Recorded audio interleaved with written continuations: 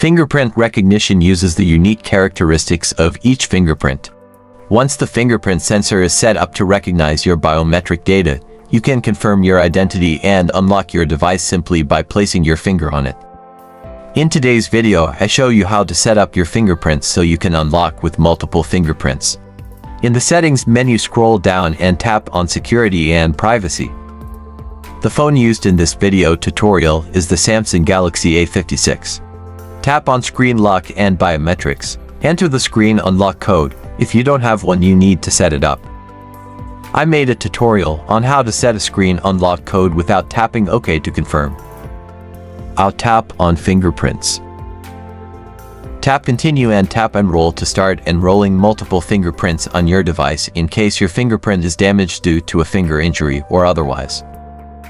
Touch the sensor with your finger to store your fingerprints. Switch fingers to store multiple fingerprints. If it doesn't read one fingerprint, you can use another to unlock your phone. You need to place your finger in different positions for the sensor to read the fingerprint from multiple angles. When it reaches 100%, press done to complete the process. I'll check if your fingerprints have been saved and unlock your phone. Thanks for watching. Have a nice day and goodbye.